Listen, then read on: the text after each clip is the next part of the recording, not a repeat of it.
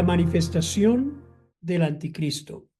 La figura del anticristo ha sido una fuente de especulación, de debate a lo largo de la historia del cristianismo, porque es el representante del adversario de Cristo, una figura escatológica que aparece en varios pasajes de la Biblia. La escatología, mis hermanos, para aquellos que escuchan esa palabra un poco rara, es el estudio de los eventos finales en la historia del mundo según la teología cristiana. Lo que hemos estado haciendo a través de esta serie es precisamente eso, la teología escatológica. Y esta área de la teología presta especial atención al anticristo como un elemento crucial en el cumplimiento de los últimos tiempos. Entonces, vamos a estar hablando precisamente de eso, porque la llegada del anticristo marcará un periodo de 7 años, que es la semana 70 de la profecía de Daniel. Y esta semana que consta de 7 años, porque cuando Daniel ve esta profecía, ve 70 semanas y se han venido cumpliendo, y el Señor le dice que cada día de estas 70 semanas precisamente representa un año. Entonces, esta última semana, que consta de 7 años, va a ser dividida en 3 años y medio de paz, de aparente prosperidad en el mundo, y 3 años y medio de gran tribulación. Y este personaje será un líder carismático muy poderoso, capaz de realizar señales y prodigios que engañarán a muchos, incluso a los que crean en Cristo en esos días. A través de su influencia se va a oponer a todo lo que suene a Dios, a divino, y el objetivo principal del anticristo es que la humanidad lo adore como adora a Dios. Entonces, él encarna, el anticristo, la oposición máxima a Cristo. Su carisma, sus habilidades, lo van a hacer parecer el hombre que va a solucionar los problemas mundiales y que va en realidad es a engañar con sus promesas de paz, de seguridad. Tomamos este tema, mis hermanos, porque el mundo y especialmente la mente del hombre están siendo preparados para recibir a un líder y uno que podrá establecer la paz y la seguridad en medio de la confusión. Entonces, la aparición del anticristo será una señal clara de que el tiempo del fin está cerca. El tiempo de la venida del Señor y de su establecimiento del reino mileniario en este mundo. Entonces, este hombre va a aparecer al final de los tiempos y su reinado será caracterizado por un engaño masivo y una persecución feroz de los que crean en Cristo durante ese tiempo. Y el estudio de hoy tiene como objetivo que nosotros lleguemos a un entendimiento profundo y bíblico sobre la manifestación del anticristo. Y aunque la figura del anticristo es descrita en la Biblia en varios pasajes, como los vamos a ver en esta noche, es importante reconocer que cualquier intento de identificarlo con una persona específica es algo prematuro. Por lo tanto, debemos ser cautelosos al hacer afirmaciones de la identidad de quién es el anticristo, sin base bíblica sólida.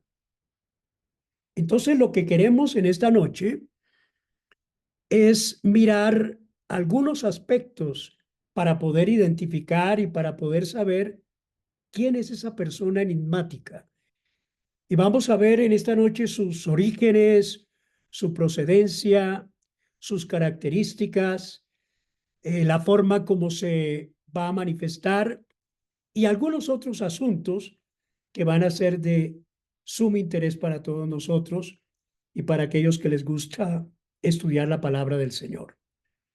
En primer lugar, vamos a definir quién es el anticristo y su origen. La palabra anticristo es una palabra que proviene del griego anticristos, casi igual al español, que significa un oponente de Cristo, un falso Mesías. Y aunque la palabra en sí aparece principalmente en las epístolas de Juan, la idea de un oponente escatológico de Dios está presente en varios pasajes bíblicos que vamos a tratar de analizar en este estudio. El apóstol Juan es quien introduce ese término, anticristo, en sus epístolas y lo usa para describir tanto a una figura específica que se levantará en el futuro como a múltiples falsos maestros que ya están activos en el mundo.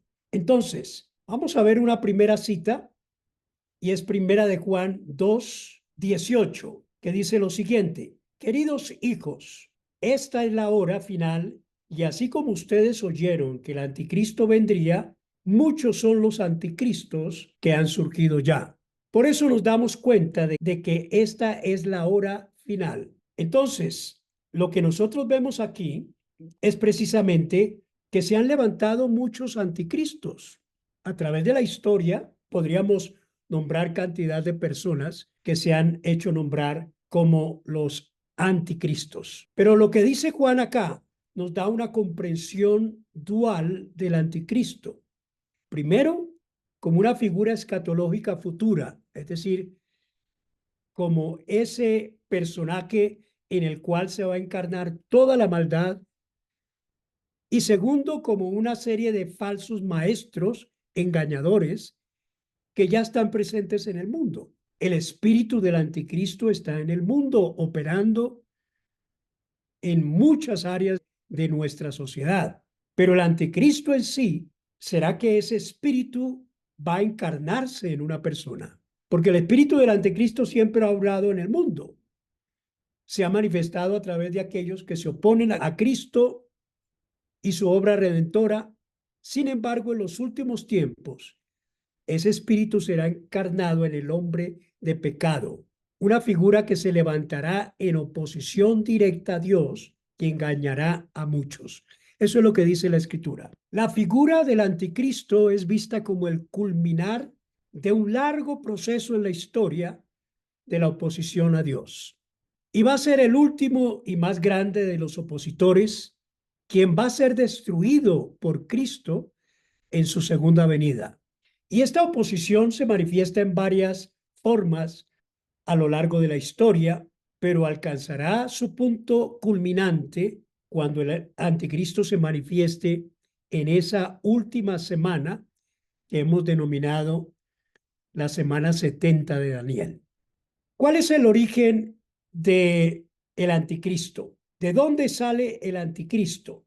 Y dice, ese rey no respetará a los dioses de sus antepasados, ni al Dios que adoran las mujeres, ni a ningún otro Dios, sino que se exaltará a sí mismo por encima de todos. Algo que nosotros tenemos que ver en esta parte es que Daniel describe las acciones de un rey poderoso y malvado, mencionado específicamente que este rey no respetará el Dios de sus padres, ni a ningún otro Dios, sino que se exaltará a sí mismo sobre todos. Y este pasaje muchos lo interpretan como una descripción del anticristo, una figura que surgirá en los últimos tiempos, y este versículo subraya precisamente la naturaleza como alguien que desestima totalmente la reverencia y el respeto a Dios. Es probable que el anticristo sea de origen judío, pero ateo, como lo sugiere este verso, porque dice que no va a respetar al Dios de sus antepasados. Entonces aquí está subrayando la naturaleza como alguien que desestima totalmente la reverencia y el respeto a Dios. Y este desprecio por Dios y sus mandamientos puede ser visto en los líderes y movimientos que promueven estas ideologías contrarias a los principios y que crean un ambiente de negación de Dios. Por eso esta profecía, que aunque tendrá un trasfondo judío, va a rechazar la fe de sus antepasados y va a adoptar una posición secular. ¿De dónde emerge este personaje? Vamos a mirar otra escritura que tengo acá preparada y es Apocalipsis 13:1. Dice, el dragón se paró sobre la arena del mar y vi que del mar subía una bestia que tenía 10 cuernos y 7 cabezas. En los cuernos tenía 10 diademas y en cada cabeza un nombre blasfemo. Esta palabra tiene referencia directa al anticristo.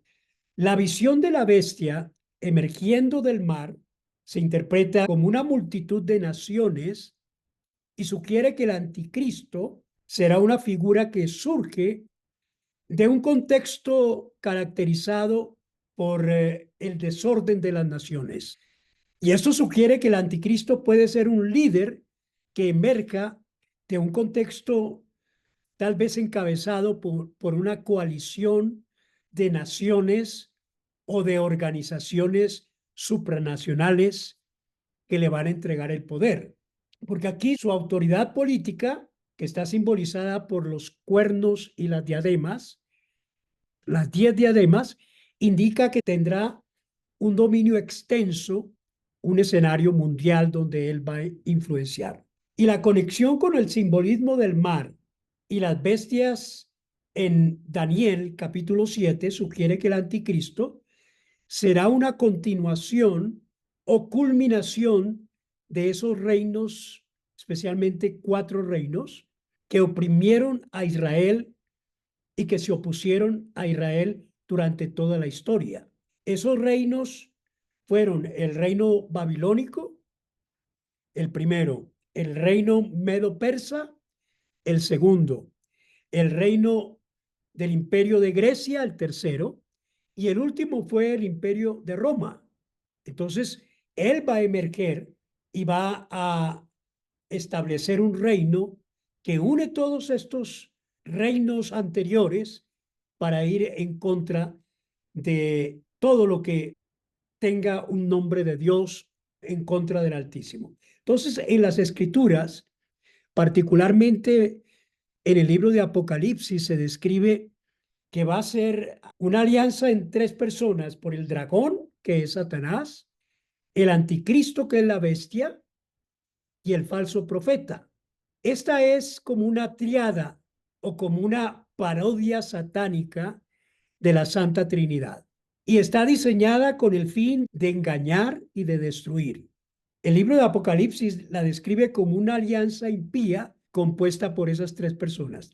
Dragón, que como dice la escritura, va a ser representado por Satanás, pero también se habla aquí de otras partes importantes en este versículo de Apocalipsis capítulo 16, versículo 13 y 14. Dice, y vi salir de la boca del dragón, el dragón está representado por Satanás, y de la boca de la bestia es el anticristo, y de la boca del falso profeta. Aquí está parodiando esa triada diabólica y dice 3 espíritus inmundos a maneras de ranas, pues son espíritus de demonios que hacen señales y van a los reyes de la tierra en todo el mundo, es decir, una cuestión global, para reunirlos a la batalla de aquel gran día del Dios Todopoderoso. Es decir, Satanás está tratando de influenciar al mundo, a todas las naciones,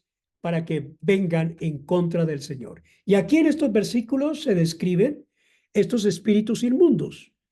Estos espíritus inmundos van a realizar milagros, van a reunir a los reyes del mundo para la batalla contra el gran Dios Todopoderoso. Entonces, tengamos en cuenta Satanás es representado por el dragón. Apocalipsis dice, y fue lanzado fuera el gran dragón, la serpiente antigua, que se llama Diablo y Satanás, el cual engaña al mundo. Fue arrojado a la tierra y sus ángeles fueron arrojados con él. Luego está el anticristo, Apocalipsis 13:1, que dice que surge del mar, y está el falso profeta. Falso profeta está en el mismo Apocalipsis capítulo 13, versículos 1 al 18, y se habla del falso profeta como la segunda bestia, y su papel va a ser líder religioso que apoya al anticristo. Y este líder religioso, el falso profeta, va a hacer señales y prodigios para engañar a la humanidad. Eso es lo que dice el versículo 13 de Apocalipsis 13, que dice, y hace grandes señales de tal manera que aún hace fuego descender del cielo a la tierra delante de los hombres. El apóstol Pablo advierte a la iglesia de Tesalónica sobre la venida del anticristo y su manera de operar, utilizando su poder, utilizando su engaño para desviar a aquellos que en ese tiempo estarán aceptando la verdad del Evangelio. Y este pasaje es clave porque nos ayuda a visualizar el papel del anticristo en el engaño de la humanidad. Segunda de Tesalonicenses 2:9 en adelante. Miren lo que dice, el malvado vendrá por obra de Satanás. O sea que el anticristo no es Satanás, es parte encarnado de la maldad que va a venir en nombre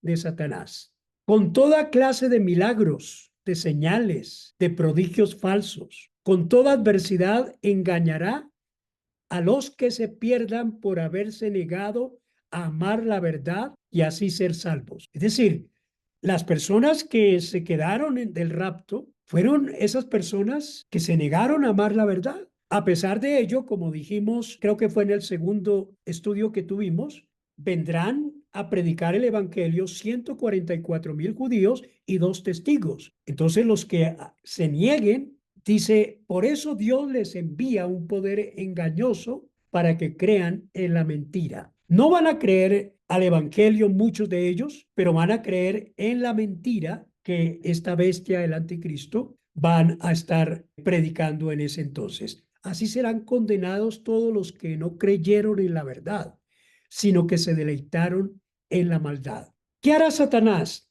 cuando se encarne en el anticristo? Va a buscar el dominio de la humanidad, va a buscar el dominio de las naciones. Miren, hermanos, en cierto sentido, hoy Satanás tiene un dominio parcial, temporal, entre los reinos del mundo. Cuando Satanás tienta a Jesús, él le dice estas palabras, lo sube al pináculo del templo y le muestra todos los reinos de la tierra y dice, todos esos reinos te los daré si postrado me adoras. Versículos 8 y 9. Y miren algo que hace Jesús. Jesús no le refuta. Jesús no dice, esos reinos no son tuyos. No. Jesús queda callado y lo único que él hace es que responde con la palabra. Y esto implica que en cierto sentido, Satanás tiene un dominio temporal sobre los reinos del mundo. La Biblia nos enseña en Juan capítulo 12, versículo 31, que Satanás es el príncipe de este mundo. Y también en 2 Corintios 4:4 dice que es el Dios de esta era. Entonces representa a Satanás siendo príncipes un poder político y siendo Dios de este mundo un poder religioso. Sin embargo, es importante entender que Satanás busca gobernar no solamente parcialmente este mundo, sino en forma total, literal, las naciones al final de los tiempos, y lo va a hacer a través del anticristo. Entonces, el dominio que Satanás ejerce actualmente es un dominio permitido por Dios como parte del plan redentor. Después de la caída del hombre, el pecado y la muerte, dice que entraron en el mundo. Y con ello, Satanás adquirió un cierto nivel de control sobre la humanidad. Y ese dominio es real. Lo vemos cada día en este mundo, pero es un dominio limitado y temporal. Dios sigue siendo soberano y Dios está en control de la historia y el destino final de este mundo. Entonces, ¿qué es lo que quiere Satanás? Con encarnando el mal y la iniquidad en el anticristo. Él busca gobernar de forma literal las naciones y es su deseo de adoración. Desde su rebelión inicial, Satanás ha buscado usurpar el lugar de Dios y recibir adoración que solo Dios merece. ¿Sí? Nosotros miramos, por ejemplo, en Isaías capítulo 14, versículos 13 y 14, que dice lo siguiente: subiré al cielo en lo alto, junto a las estrellas de Dios, levantaré mi trono y en el monte de reunión me sentaré. A los lados del norte, sobre las alturas de las nubes subiré y seré semejante al Altísimo. O sea que lo que Satanás quiere es ser semejante al Altísimo, quiere ser adorado como Dios y por eso va a querer dominar todas las naciones. Y esta búsqueda de adoración es un tema central en el libro del Apocalipsis. Satanás va a buscar dominar el mundo abiertamente, ya no tras bambalinas como lo hace hoy en día, porque hoy en día Satanás propicia la maldad, propicia la iniquidad, propicia el desorden y el caos, pero entonces lo va a tratar de dominar de una forma abierta y literal a través del anticristo. Entonces, esta figura del anticristo será un instrumento mediante el cual Satanás intentará consolidar su poder y obtener eso que tanto ha anhelado, la adoración de todas las naciones, porque Él quiere ser adorado como nosotros adoramos a Dios. Entonces, Apocalipsis 13, que es un capítulo clave en la comprensión del anticristo, habla de su poder, de su trono y gran autoridad. Y además, mis hermanos, el mismo capítulo 13, el versículo 4 dice que las personas adorarán al dragón por haber dado autoridad a la bestia. El dragón es Satanás. Y este acto de adoración es un cumplimiento del deseo de Satanás de ser adorado como Dios. Entonces, lo que Satanás va a buscar es establecer su dominio de manera abierta a través del anticristo. Y esta figura será un instrumento mediante el cual Satanás intentará consolidar ese poder y esa adoración que ha anhelado desde siempre.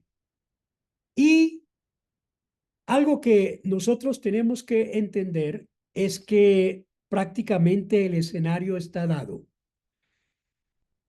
para la manifestación del anticristo. Actualmente el mundo está acondicionado, preparado para la revelación del anticristo.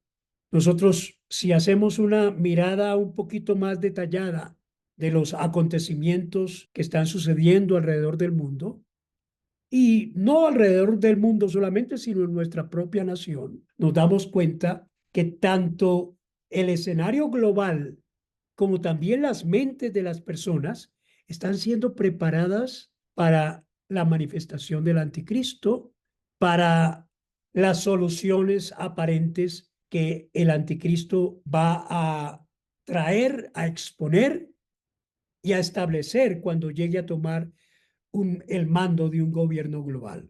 El caos, mis amados, de las naciones es el escenario propicio para su manifestación. Hoy en día tenemos problemas, crisis económicas, tenemos desórdenes políticos, tenemos degradación espiritual, tenemos degradación moral.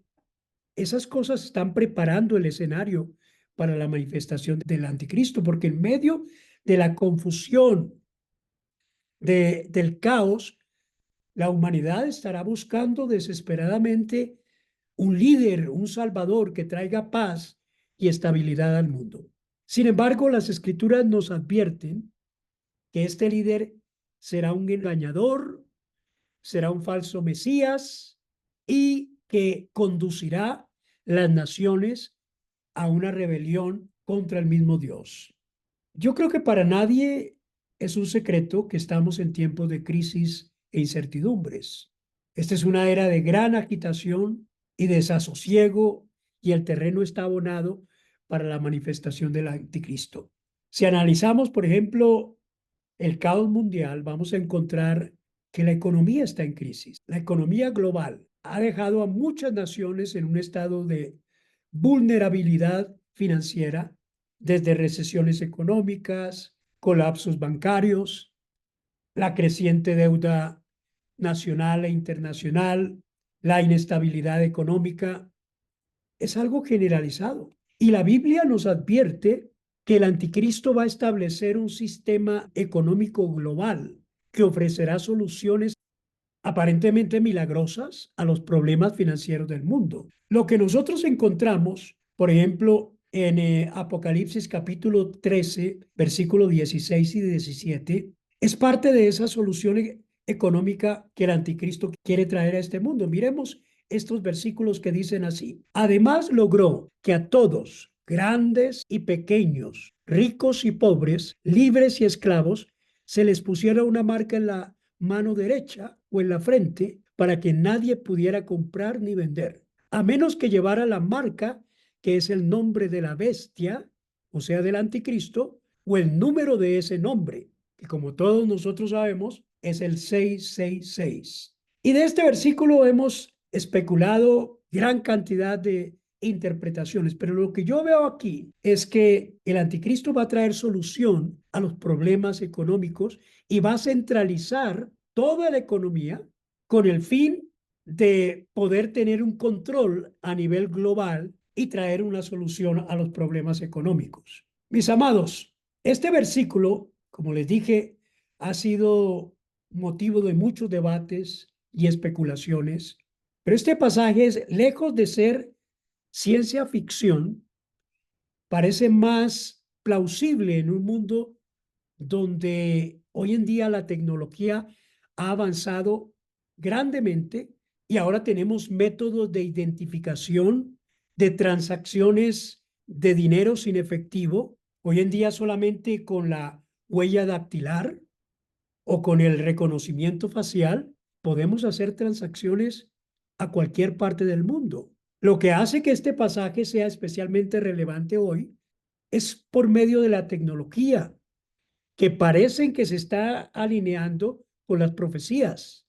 Los avances tecnológicos hoy en día sugieren que estamos al umbral de un sistema económico global que podría controlar completamente las transacciones y la participación económica de las personas.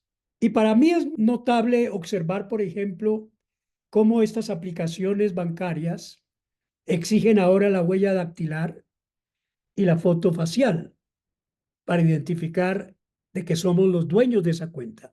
Y este método de identificación biométrica es extremadamente preciso y difícil de falsificar, lo que hace ideal que un control de acceso a la seguridad financiera global. Hoy en día, por ejemplo, tenemos las criptomonedas, las billeteras digitales, los pagos electrónicos, por ejemplo, y eso es el inicio de cómo se podría implementar un sistema económico global que requiere una identificación individual y una autorización específica para poder comprar o vender, que es cómo se va a participar en el mercado económico mundial.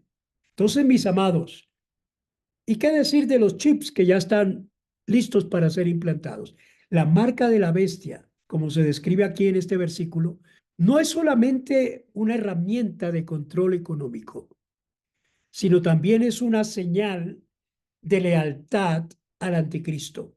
Y por eso dice aquí el versículo, que rechazar esta marca implicará una exclusión total del sistema económico mundial, lo que llevará a qué? A una persecución severa de aquellos que se mantienen fieles a Cristo en ese tiempo.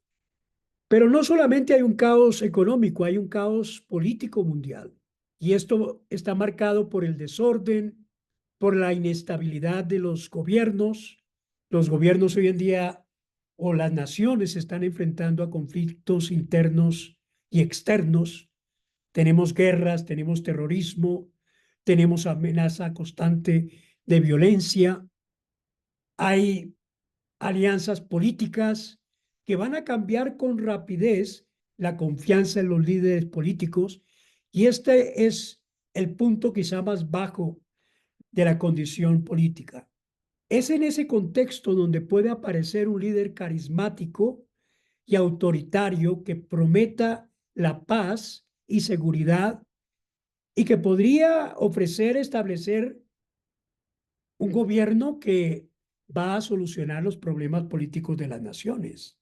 El profeta Daniel predice que se levantará este líder en medio de una confusión política. Vamos a ver Daniel, el capítulo 7, los versículos 23 al 24. Dice, el cuarto reino será un cuarto reino en la tierra, diferente de todos los demás reinos, y devorará toda la tierra, pisoteará y despedazará.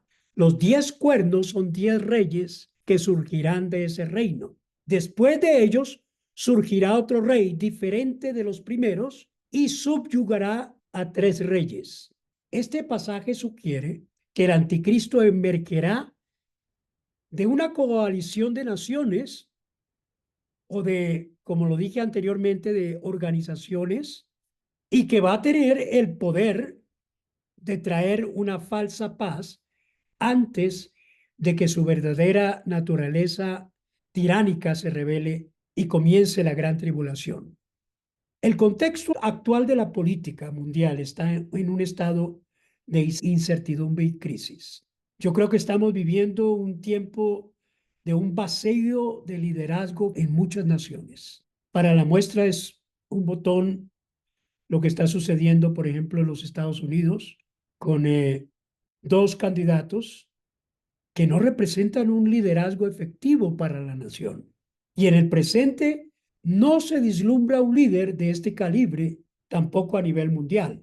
Acabamos de ver, por ejemplo, cómo Francia nombra un gobierno de izquierda que solo ofrecerá que el progresismo que se está viendo en muchas naciones, lo estamos viendo nosotros en nuestra nación, y esto refleja una preocupación legítima sobre las consecuencias políticas que van a tener estas naciones. Muchos críticos están argumentando que estas políticas pueden llevar a problemas económicos, sociales y políticos muy significativos, que incluyen cosas como la inflación, como la inestabilidad política, como la restricción de las libertades individuales y una cantidad de problemas que vamos a enfrentar y que vamos a ver en el futuro. Y este clima de descontento y búsqueda de soluciones está predisponiendo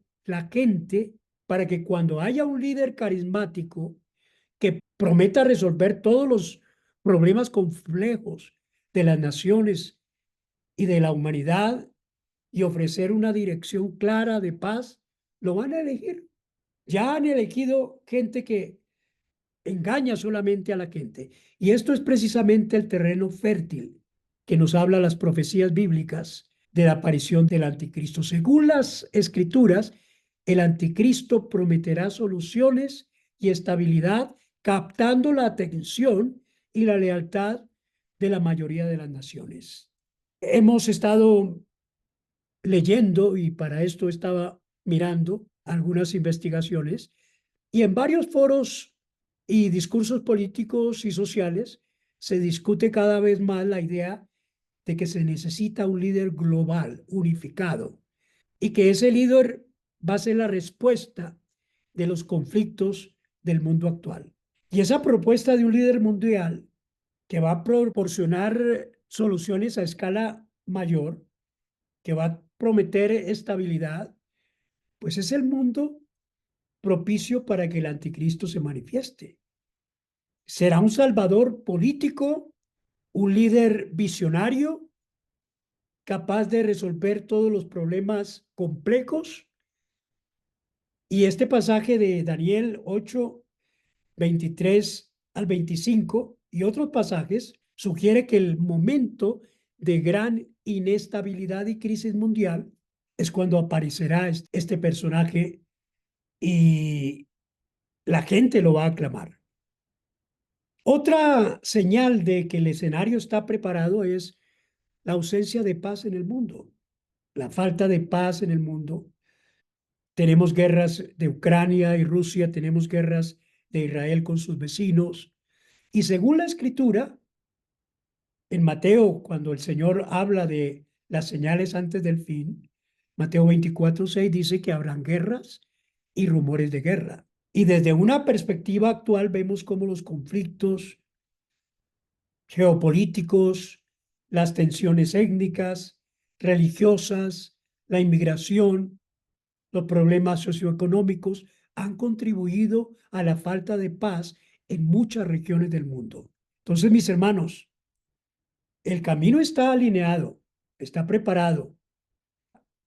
Quizá otra preparación de eso es la degradación espiritual y moral del hombre. El mundo está experimentando una degradación espiritual y moral sin precedentes. Los valores tradicionales se perdieron, se abandonaron. La moralidad de este mundo es la inmoralidad de nuestros abuelos, de nuestros padres. Hay un relativismo moral que se ha convertido en norma en la sociedad. El conocer a Dios está en declive, la autoridad de las escrituras ni se diga. El resurgimiento de prácticas ocultas y de satanismo y de ideologías contrarias a los principios bíblicos están ganando popularidad en muchas naciones del mundo.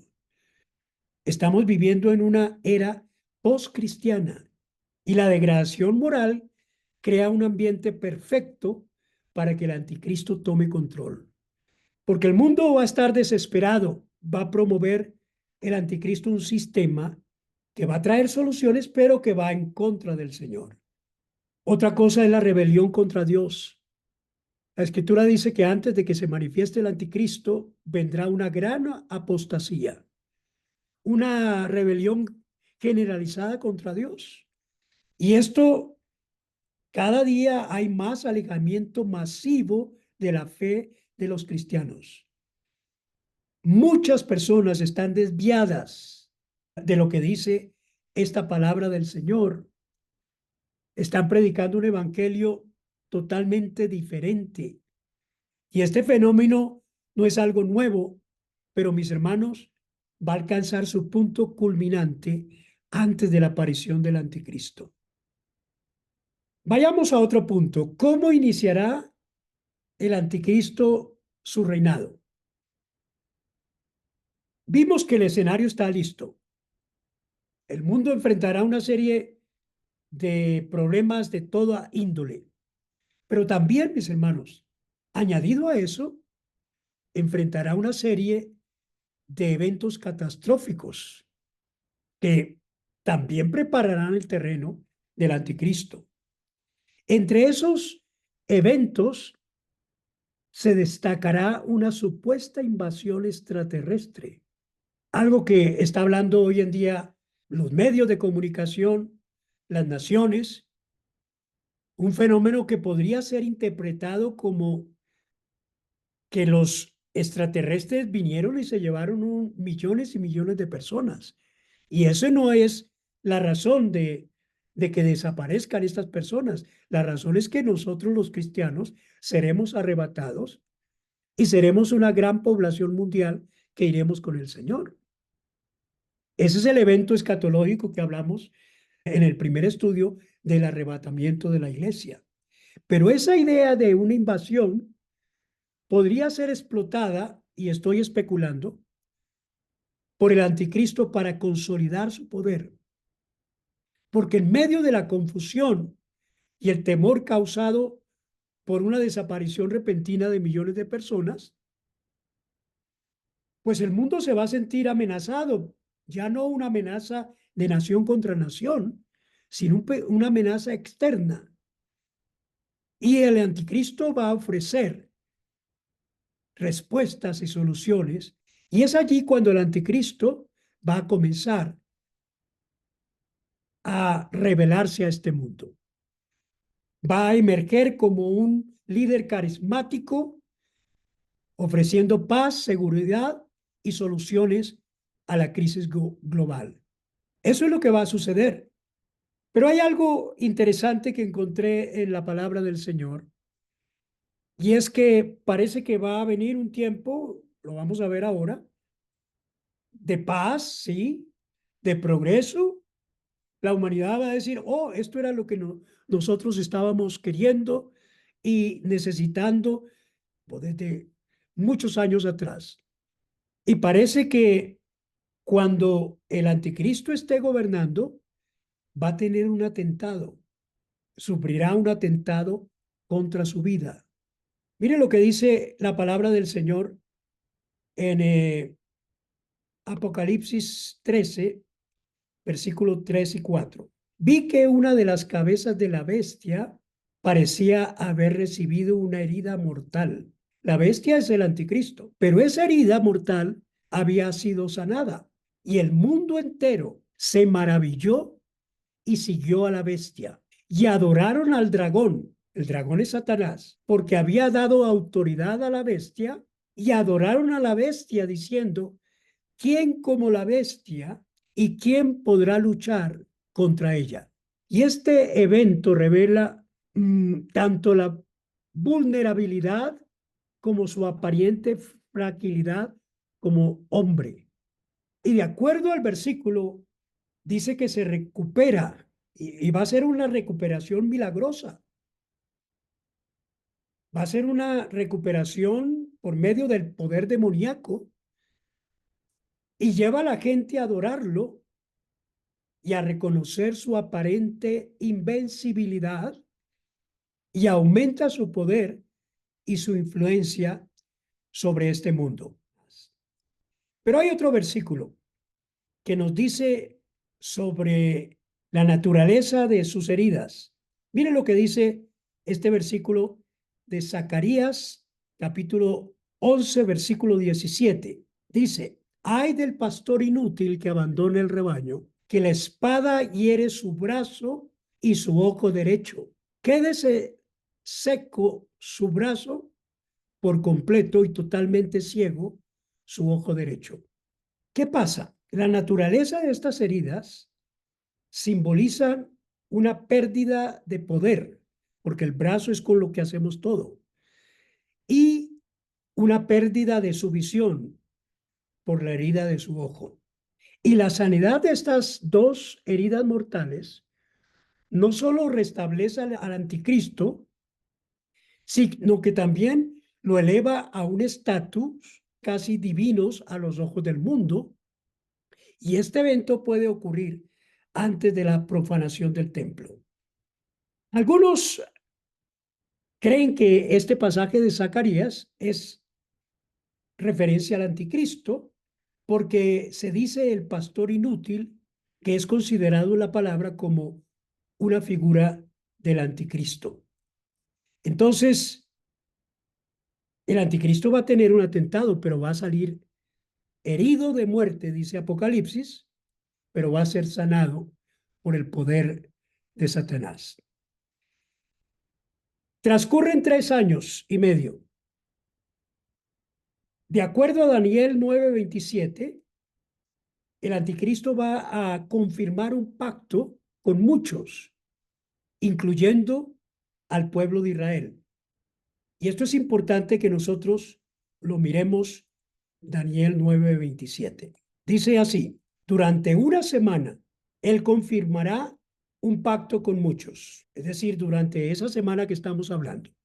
A la mitad de la semana, o sea, a los 3 años y medio, pondrá fin al sacrificio y a la ofrenda. O sea que habrán 3 años y medio de pacto con muchos, con muchas naciones, pero incluyendo a Israel principalmente. Israel dirá, este es el Mesías que estábamos esperando porque vino a traernos paz, vino a gobernarnos. A la mitad de la semana, va a finalizar los sacrificios, la ofrenda, y sobre el ala del templo cometerá la horrible abominación hasta que le sobrevenga el fin que ha sido decretado para el desolador. El anticristo, según este versículo, en la primera parte de su reinado, los primeros 3 años y medio, comenzará haciendo un gran pacto con Israel y con varias naciones, estableciendo la paz, la estabilidad del mundo, y este pacto es crucial para su estrategia, para su engaño, para consolidar su poder, especialmente los primeros 3 años y medio de su gobierno global. Y este pacto probablemente será presentado como una solución a la crisis que tienen en este momento el Medio Oriente, ofrecerá una esperanza de paz, estabilidad en la región, que ha sido frecuentemente azotada por conflictos casi desde el año 70 después de Cristo. En ese tiempo es posible que como parte del pacto, el anticristo concederá a Israel el derecho de reconstruir el templo en Jerusalén, de reanudar los sacrificios, las adoraciones, y este gesto será visto como un logro monumental y se va a ganar la confianza y el apoyo de muchos, especialmente de los judíos. La reconstrucción del templo es uno de los eventos más deseados por el pueblo de Israel. Y ellos dirán, wow, el Mesías está con nosotros, y habrá una renovación religiosa y cultural. Y durante los primeros 3 años y medio, ese tratado va a funcionar aparentemente sin problemas, permitiendo a Israel la paz, la libertad religiosa, a las naciones prosperidad. Pero mis hermanos, vendrá una ruptura del pacto en la mitad de la semana. Se levantará con plena fuerza y autoridad y se quitará la máscara. Abiertamente comenzará la oposición a Dios, quebrará el pacto, y dice la Escritura en otro versículo de Segunda de Tesalonicenses 2:4, dice la Escritura, se opondrá y se exaltará por encima de todo lo que se llama Dios o es objeto de adoración, al grado de adueñarse del templo de Dios y pretender ser Dios. O sea que a los 3 años y medio, ¡prum!, la máscara se la quitará y pedirá que la gente lo adore como Dios. Apocalipsis 13, yo considero que ustedes deben leer ese capítulo. En este capítulo habla de que y abrió su boca en blasfemias contra Dios para blasfemar su nombre y su tabernáculo, y a los que moran en el cielo se le permitió hacer guerra contra los santos y vencerlos, y se le dio autoridad sobre toda tribu, pueblo, lengua y nación. O sea que ya tiene consolidado su poder a nivel mundial. Y este pasaje destaca la guerra y la persecución que el anticristo va a desatar contra los santos, quien en ese contexto se refiere a los que hayan creído en el Señor y al pueblo de Israel. Y va a ejercer dominio sobre todas las naciones, demostrando su poder, su autoridad a una escala sin precedentes. Y habla aquí en el versículo que estuvimos leyendo anteriormente, que va a profanar el templo. La colocación de una imagen del anticristo en el lugar santo del templo reconstruido recuerda esa profanación del templo por un hombre que se llamó Antioquio Epífanes, un rey seleucida que siglos atrás, en el segundo templo, se convirtió en un tipo del anticristo. Antioquio Epífanes dice que profanó el templo judío al erigir un altar al dios Zeus y a sacrificar cerdos considerados por los israelitas como impuros en el altar sagrado.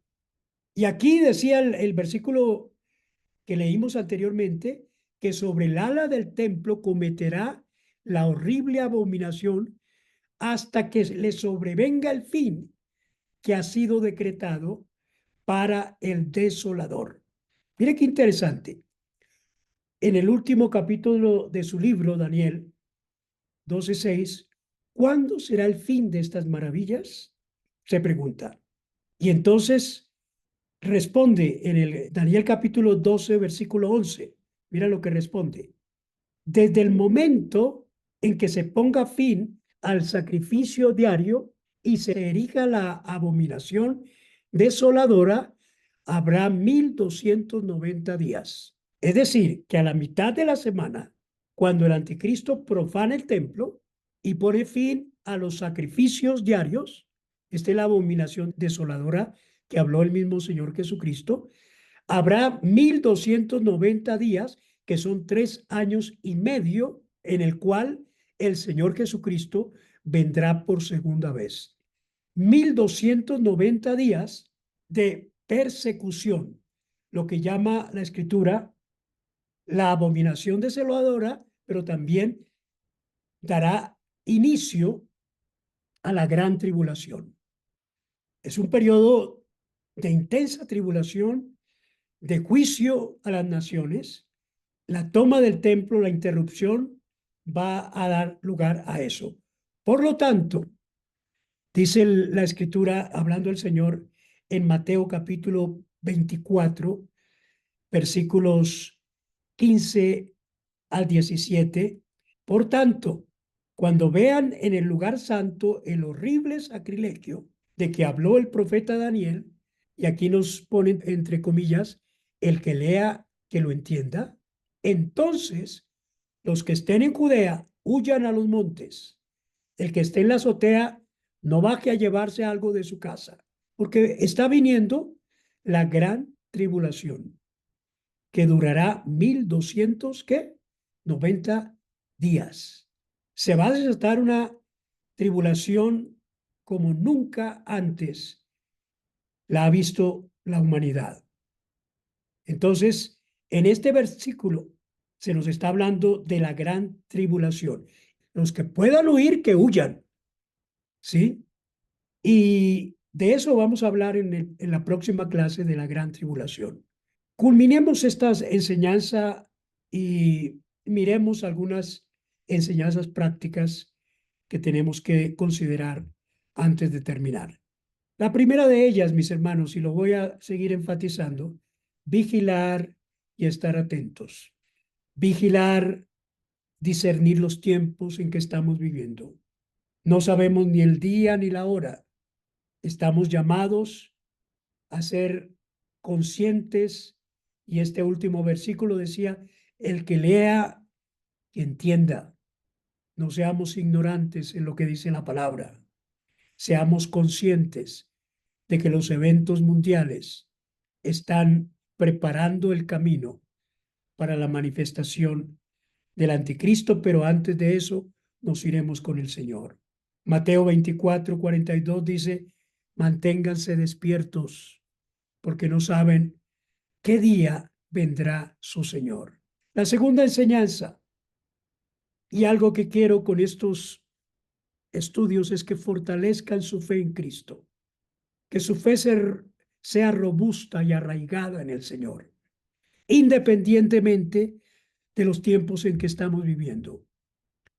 Nuestra relación con Dios debe ser fuerte a través de la oración, de la lectura, de la comunión los unos con los otros. Preparémonos para cualquier desafío en el futuro. Por eso dice Colosenses 2:6, de la manera que recibieron a Cristo como Señor, vivan ahora en Él, arraigados, edificados en Él, confirmados en la fe, como se les enseñó, y llenos de gratitud. Una tercera enseñanza, desarrollemos nuestro discernimiento espiritual. Estamos viviendo en un mundo lleno de engaños, de falsedades, y es crucial desarrollar nuestro discernimiento espiritual. Y esto nos ayudará a entender la verdad del error, lo sólido de lo ficticio, y evitar engaños y falsas doctrinas y falsos líderes que se están levantando en este tiempo. Primera de Juan 4:1 dice, queridos hermanos, no crean a cualquiera, y esto ténganlo presente, que pretenda estar inspirado por el Espíritu, sino sométanlo a prueba para ver si es de Dios, porque han salido por el mundo muchos falsos profetas. Incluso lo que les estoy enseñando, sométanlo a prueba, lean la palabra, los versículos que les he compartido, y pídanle al Espíritu Santo que les dé discernimiento espiritual. Esto los va a ayudar a reconocer la verdad y evitar ser desviados por falsas doctrinas, por falsos líderes y a poner a prueba los espíritus. Escuchamos tantas enseñanzas, pero mis hermanos, a veces decimos amén a todo lo que la gente nos quiere decir.